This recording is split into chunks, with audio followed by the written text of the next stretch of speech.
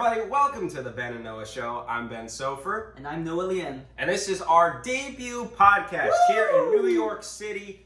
Too creative, just trying to make it in this world, and yeah.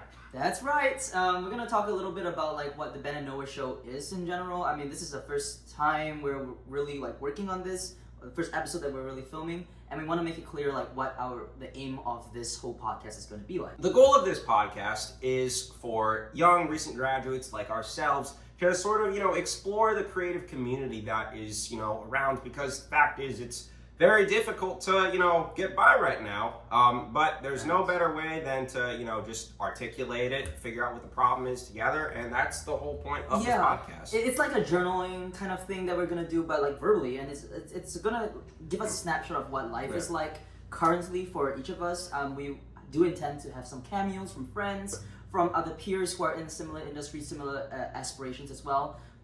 Probably we're gonna look for people who are either freshly graduated from their undergraduate university, or people who are currently pursuing their artistic education either in graduate school or in undergraduate school. And I think it's just very interesting to get everyone's perspective and everyone's place in the journey that is this artistic space. And I think that it's also to just give a little bit of a space for people to reflect on how much they've progressed as well and where they are at currently. I think it can feel a little isolating when you are pursuing your interest, pursuing your passion, and it feels like you are only talking to yourself, or you're submitting all these applications, all these reels, and then there's kind of rejection after rejection, or you feel like you're not going anywhere. But realizing that we're all in the same boat together, that is something that we're intending to build a little community out of this podcast. Yep, that is the whole purpose of this podcast. And also, hey, listen, we just graduated. We don't know what we're doing either,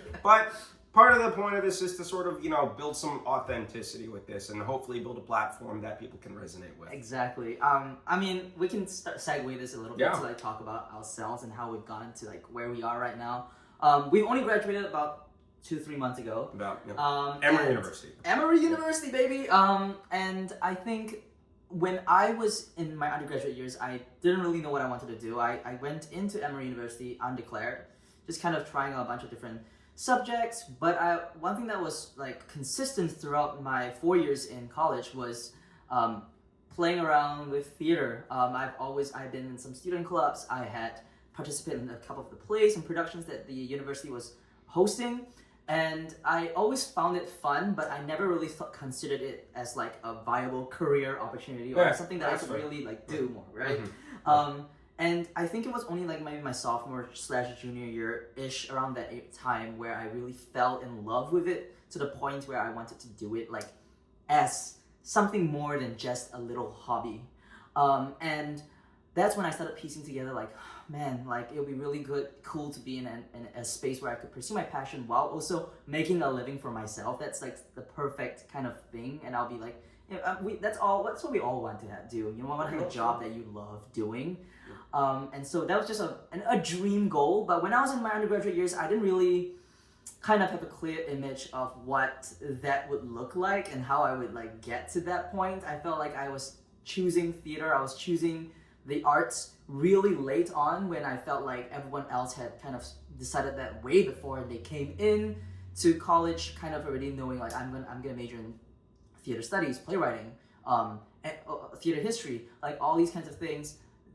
Felt it made me feel like I was really far behind already. So I didn't graduate with a theater degree.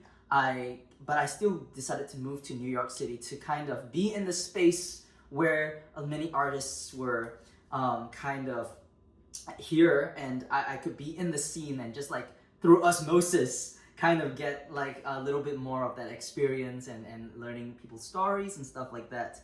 And so it was a real big leap of faith. I got a job working as a teacher here, and I love it so much. I would still like to pursue theater on the side and kind of be in that, kind of have it in the back end and see what happens from that while I'm still living here in New York. But all the things are up in the air, and I think that's kind of where I am right now. Still figuring things out. It's not I'm I know what I want to do, but I think I'm really happy where I am right now. I just I'm still not super familiar, super sure about like what's gonna happen next in a sense. Yeah. What about you, Ben? Yeah, good segue, Noah. So interestingly, I didn't start at Emory. I graduated from there, but I didn't start there. I started at a liberal arts college in Pennsylvania called Franklin and Marshall. I was initially planning on studying chemistry going in. I'm not doing that anymore.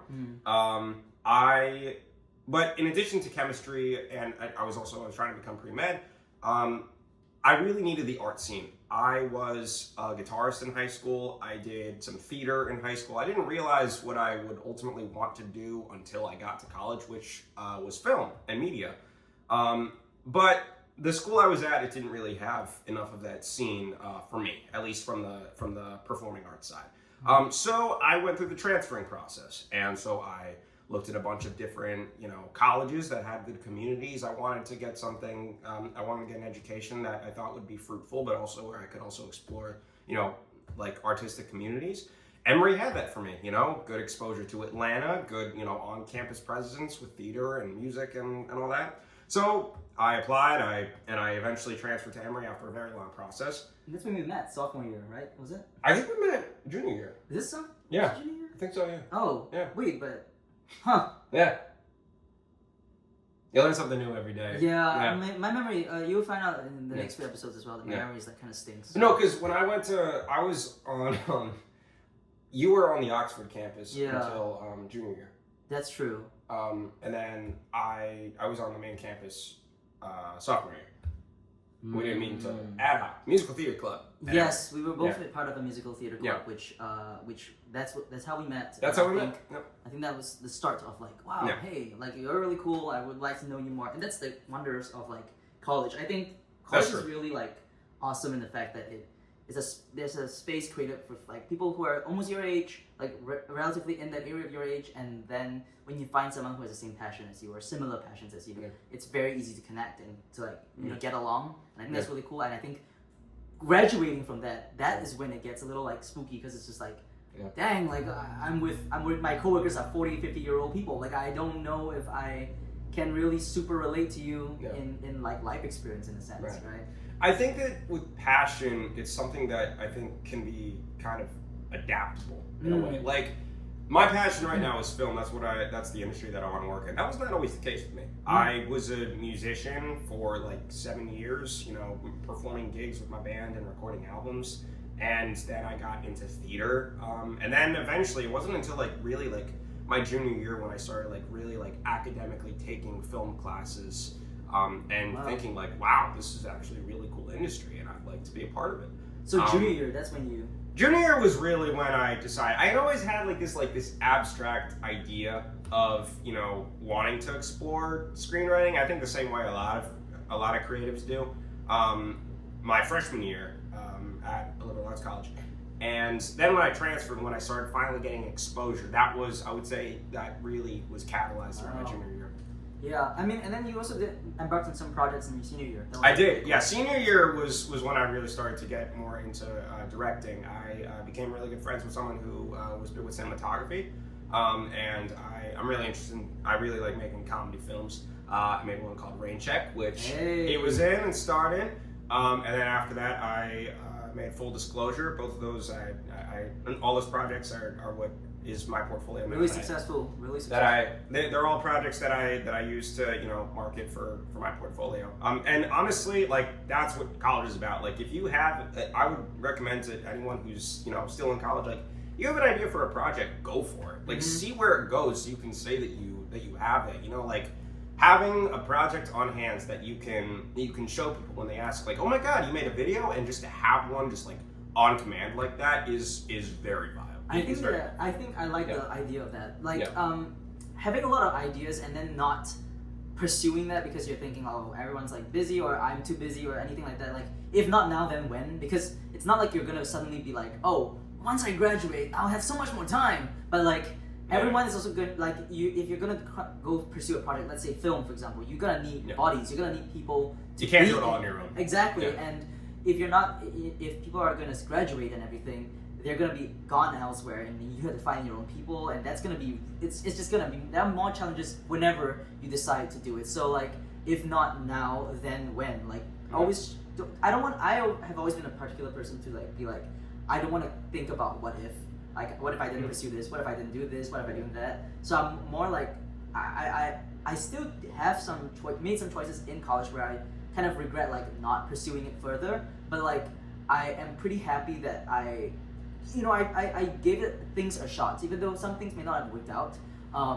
Like career-wise or like in terms of like just what resonated with me. I think at least like, oh, maybe that's not for me. Like maybe I'm more interested in pursuing something different. I've tried dramaturgy. I enjoyed that a lot, but I think my preference has always been like on the stage and like being a performer. So like, yeah, at least you can like rule out some things like, okay, that's some things that I prefer more than others.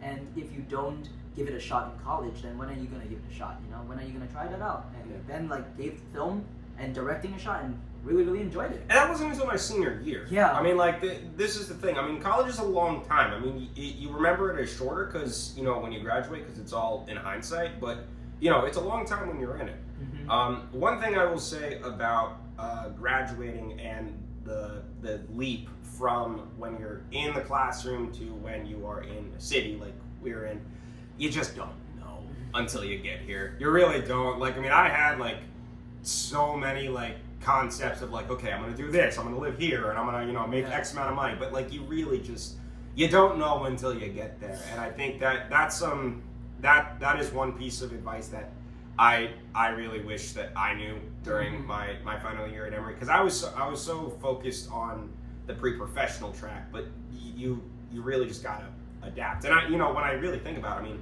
I didn't get into film or any of my creative projects because I was focused on my career. I mean, I did it because I wanted to, and I was acting in the moment, and I think, honestly, that's where some of the best passion comes from. That's really interesting because I think I have the exact opposite problem with them, and I think it's a good balance that we find each other in. Yeah. I didn't think about like the future thing part, like post-graduation ideas, until like really late on into my senior year. I was more focused on like the now. So pursuing different things and just like hanging out and experiencing college as well. I think I am glad I did most of the things that I did during my junior and senior year, but yeah, you definitely should not give any attention to like what's the next step, because I was just like, oh, I want to move to New York. Then the next question is like, okay, what are you gonna do in New York? And I'm like, well, act. And then I need to really think about it like practically. Like you can't just show up. Oh, some people do, I guess, but like some people do. Yeah. In general, you want to, if you don't have you need to like think practically as well, because if you're gonna be like, okay, I want to live in a particular place, I want to live in Manhattan, for example. Yeah, rent is going to be a big chunk of your expenditures, and it's like, okay, well, maybe I'm gonna live with my family. That's something to like. That's what I'm know. Yeah, it's like, oh, okay, then I'm at least not as like strapped for cash in the form of like I need to pay this amount of money every month. That's good. Then you can adjust your expenditures based on like how many times you go out, for example, like right. But for me, at least, I just didn't really like give too much thought about that until like midway through my senior year, and I was like, oh yeah, I do want to go to New York, and I do not have money. So like, what am I gonna do? Like I was really considering like part-time jobs or like something along the lines of that, and I think that what we are intending to do is to bring in some students, some friends and peers who did pursue that path where they're doing part-time currently and auditioning, going for theater events on the side as well, and they can describe their journey and their experience in that area.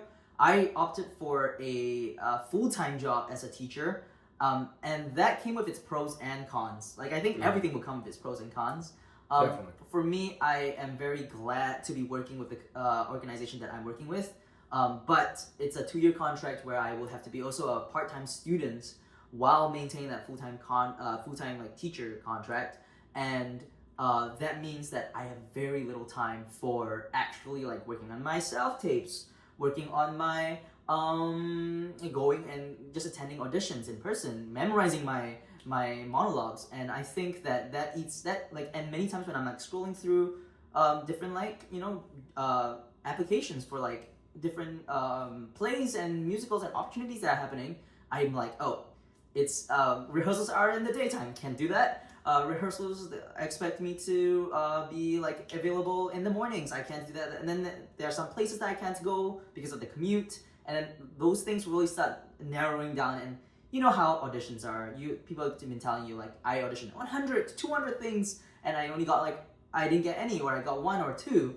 And if you're shooting fewer shots, which I am, then the chances dwindle. So that is something that what I would say is a con to my decision. But the pro is that I do also have money to live. That makes a lot of That's kind of important because like I think it's important to at least like I'm getting to understand New York while also being able to like travel around, being able to look at opportunities, attend shows with friends, and I think that those things are beneficial as well. Just being in the city allowed me to, through osmosis, kind of feel like I'm in the artistic space as well, meeting new people as well every day.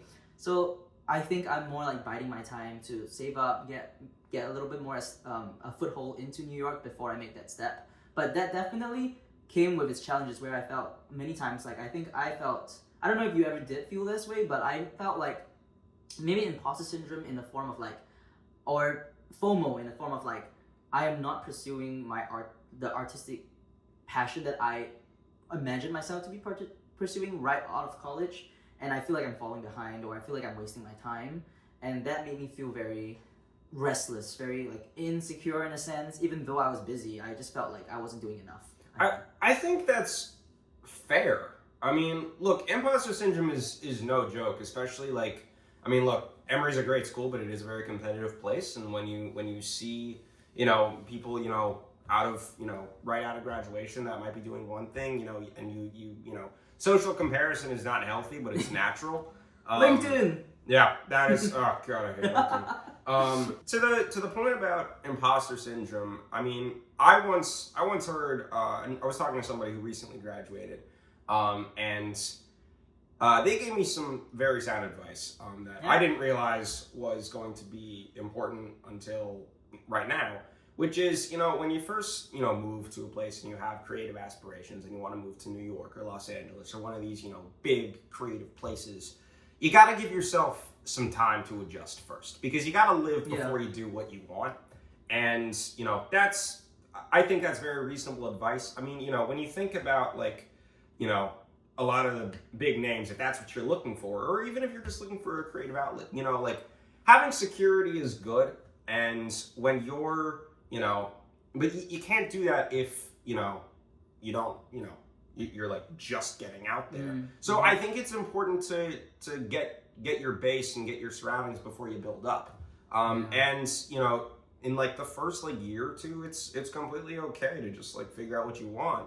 I don't think there's any harm in that. And obviously imposter syndrome is very real. And I mean, one thing for me that I've dealt with is that because the market is just so garbage. I want to enter the media industry, but because everything is online and because there's so much demand, it's very oversaturated. And so when you're looking at jobs and all that stuff, it really it pains me to say this, but it really is about who you know.